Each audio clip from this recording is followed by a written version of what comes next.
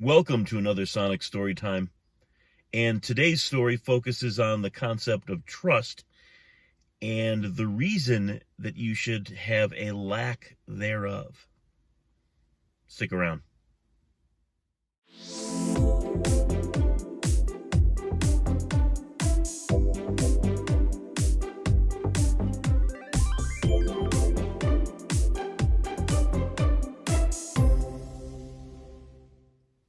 So in the music business, you often hear lots and lots of promises. Throughout life, you hear lots of promises.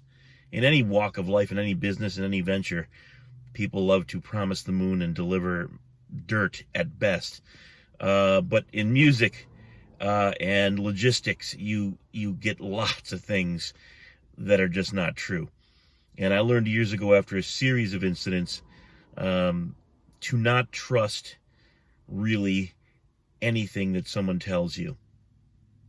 Even the biggest names found that out.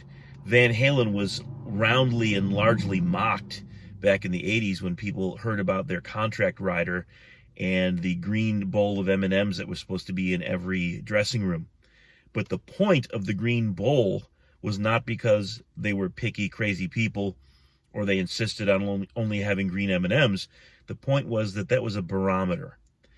They knew that if people paid attention to the contract details and they followed through with the green M&M bowl, then probably the rest of the night was going to go smoothly. And if they didn't see the green M&Ms in their dressing room, then they had to start thinking about what else maybe wasn't done right. And that's pretty smart for some people who obviously learned their lessons along the way. Here's my example from my life and career in music. One example that I'll share with you today. There are a few.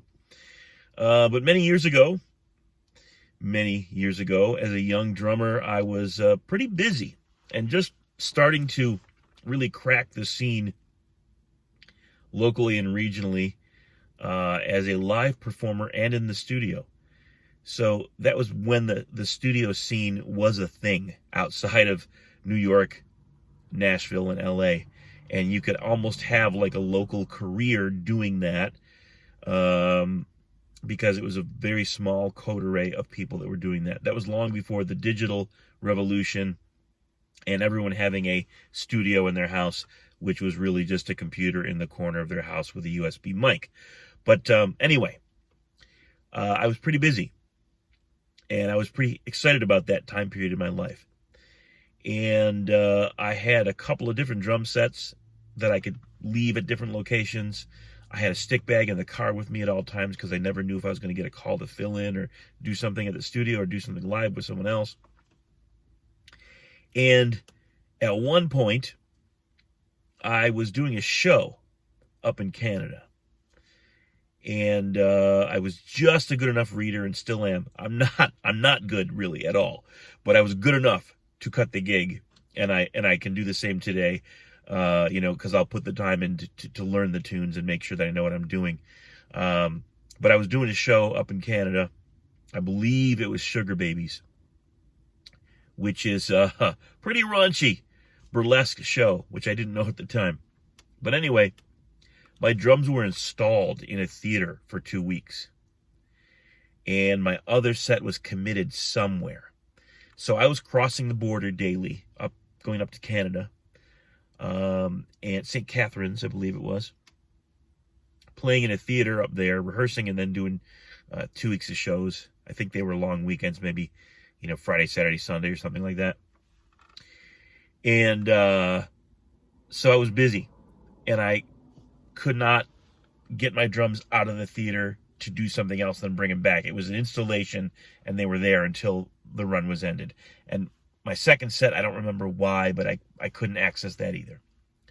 And someone asked me to do a gig with a choir in Canada on a Sunday night, which worked out perfectly because I was already going to be there. All I had to do was, go from the theater to the church venue, only I wasn't going to be able to bring my drums. Don't worry about that, I was told. Everything will be taken care of. It's about a month out, I think. And then when 2 weeks approached, I said, so there's definitely going to be drums, right? Yes, no problem. There will be drums and cymbals and a throne, everything there that you need. Don't sweat it. Just show up. You can set the drums up the way you want. Bring your stick bag. You'll be good to go. I get there, I think a couple hours before, and of course there's no drums. I had arranged to be there early. I like to get there early. I don't like to sweat before a gig, and literally that will happen if it's, one of those pressure situations that I'm trying to whip things around, and I like to get there early enough to take care of my business and then relax and chill before the gig, get my head together, look over things if I need to. So I was there early, and there was no drums. I said, hey, fellas, what's up with the drums? Oh, yeah. I'm not really going to be able to do this, and the group isn't going to be able to perform at all if we don't have some drums. Do you understand that? Oh, yeah, we've got a guy going to get them now. So for some reason, the drums that were always there were not there that day. They were at someone's house, but a guy was going to get them. The clock is ticking. The director shows up. The choir shows up. We're waiting. We're waiting. We're waiting. It's getting closer and closer to the downbeat. Now I'm starting to get a little nervous. Finally, it's supposed to start in less than a half an hour, probably 20 minutes. A guy shows up with drums. They're not great, but they're okay. They'll cut the gig. He has everything but the snare stand. He's got all the drums. He's got cymbal stands. I don't remember if I brought my own cymbal bag and my sticks or not, but anyway, everything was there that I needed, except a snare stand. And the snare drum is a pretty important part of the kit. Any backbeat music, you need hi-hats that are working, a kick drum, and a snare drum if you want to play the job. Oh, I'm sorry, man. We couldn't find it. Well, what would you like me to do? Can't you just, I don't know what that means, and I still don't to this day. And I hear people say things like that, and I'm like, can't I just, I can't. So we're frantically looking around for something to put this snare drum on. Somebody produced a plastic garbage can that was just too low. And by just too low, I mean, I don't know, almost 6 inches, 4, 5, 6 inches, something like that. Just too low for normal performance. And of course, it's a square top garbage can, not a snare stand, that we have to duct tape the snare drum to, which makes it sound like a chorused piece of cardboard. So now I'm playing the too low snare drum balanced on the wrong size plastic garbage can with a few pieces of duct tape holding it on there, and I have to play the whole gig like that, extremely uncomfortably and very poorly, like a 3-year-old, 1 year experienced drummer, because of this situation. And we got through somehow. Everybody's, by the time I'm getting ready to set up, everyone's looking at me, getting upset with me like it's my fault when they promised me that there would be drums there. Then I barely make it through the gig. No kudos, no applause, no medal, no extra money. There was actually no money on the gig. I was doing that gratis. But I get stares and I get, right? So the moral of the story is, don't trust him.